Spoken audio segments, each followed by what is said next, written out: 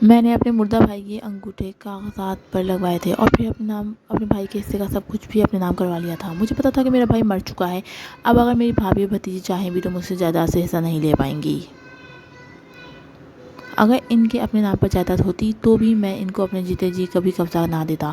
میرے قبضے میں رہتی ہاں، مگر ان کے لیے مجھے قانونی مشکلات اور کارروائیوں کا سامنا کرنا پڑتا، لہٰذا میں نے ان قانونی پیچیدگیوں سے بچنے کے لیے پاکستانی قوانین میں موجود حکموں کا فائدہ اٹھایا ہے۔ تنگ طور پر مجھے رہنمائی فراہم کرنے والے لوگ بھی پاکستانی قانون پر کاربند تھے اور حلف دے کر آئے تھے کہ وہ کبھی کوئی غیر قانونی کام نہیں کریں گے، مگر وہ خود اس غیر قانونی کام کو قانونی طریقے سے کرنے کے لیے میری رہنمائی کر رہے تھے، اور اس کے بدلے میں انہوں نے مجھ سے ایک معقول معاوضہ لیا تھا۔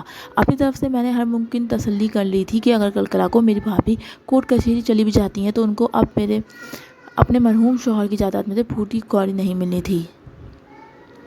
یہ سب کچھ میں نے اپنے بھائی کی تدفین سے پہلے کیا تھا اور مجھے یہ سب کچھ کرنا ہی تھا۔ میں نے یہ فیصلہ اپنے بھائی کی بیماری کے دوران ہی کر لیا تھا، کیونکہ میرے بھائی نے مجھے وصیت کی تھی کہ میں ان کی موت کے بعد ان کے حصے میں آنے والا سب کچھ ان کی بیٹی کے حوالے کر دوں گا۔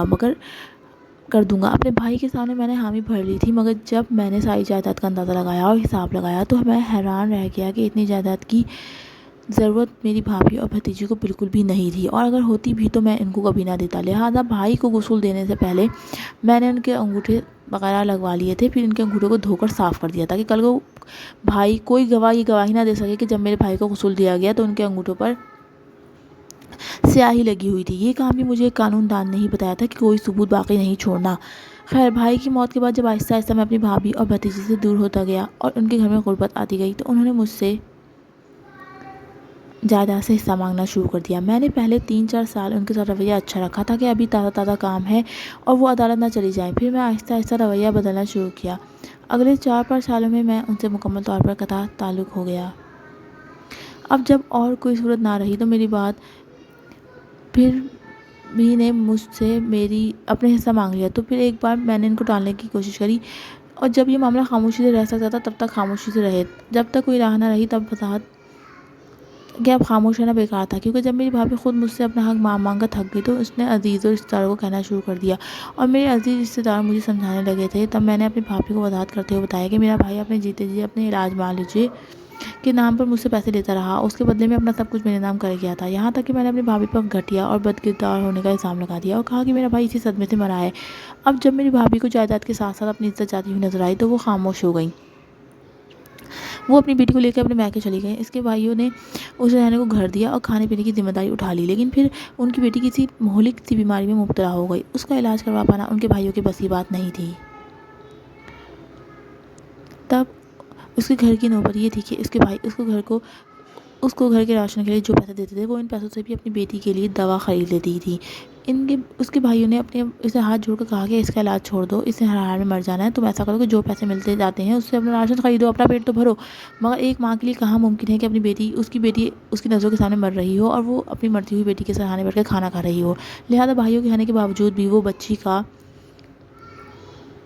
علاج کروانے سے باز نہیں آتی تھی۔ وہ 3 کے بجائے 1 وقت روٹی کھا لیتی، بلکہ پورا دن فاقہ کر لیتی، لیکن اپنے بچی کو ہر ہفتے ڈاکٹر کے پاس لے جاتی تھی۔ کئی بار ایسا ہوتا کہ ان کے پاس صرف اتنی رقم ہوتی تھی کہ وہ اپنی بچی کا چیک اپ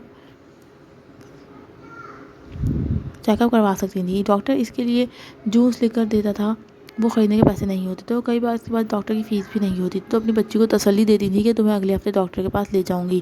جب بچی کا مناسب علاج نہ ہوا تو اس کا مرض بڑھتا گیا، یہاں تک کہ اس کو سانس لینے میں دشواری ہونے لگی۔ وہ کھانسی تو پتہ نہیں کتنی دیر تک کھانستی رہتی، بلکہ کھانستے ہوئے بے ہوش ہو جایا کرتی تھی۔ تب اپنی بیٹی کو اس حال میں لے کر میری بھابھی میرے گھر آخری بار آئی تھی۔ مجھے اپنی بیٹی کی حالت دکھائی اور ہاتھ جوڑ کر کہا کہ تم اسے اپنے رشتہ دار نہ سمجھو، صرف ایک مسلمان یتیم بچی سمجھ لو، اس کا علاج کرا دو، ہمیں اپنی جائیداد میں سے بالکل بھی حصہ نہ دو، ہم تمہیں اپنے حق اس جہاں میں معاف کرتے ہیں، لیکن صرف میری بچی کا علاج کرا دو، اس کی جان بچ جائے۔ مگر تب مجھ میں اکڑ تھی، مجھے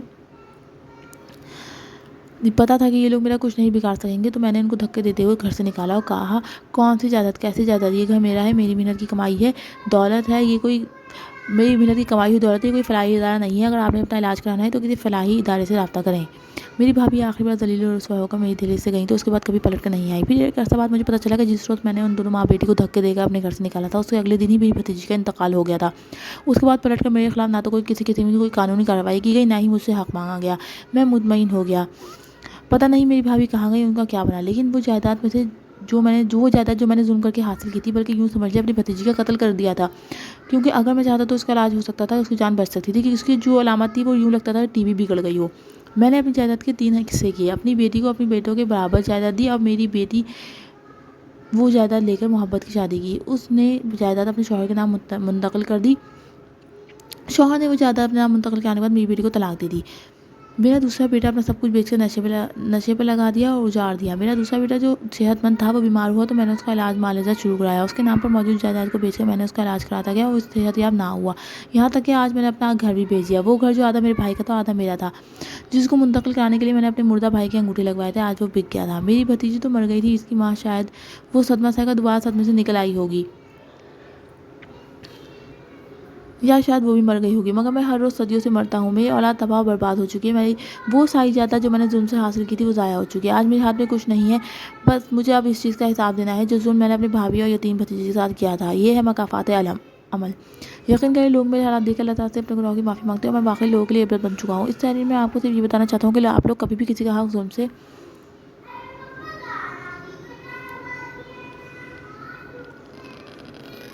سے حاصل کرنے کی کوشش نہ کریں، ہر مستحق کو اس کا حق دیں۔ اگر آپ کسی کا حق دبا کر بیٹھیں گے تو وہ کسی کا جو آپ نے دبایا ہوگا آپ اس کے ساتھ ساتھ آپ کا اپنا حق بھی لے کر ڈوب جائے گا۔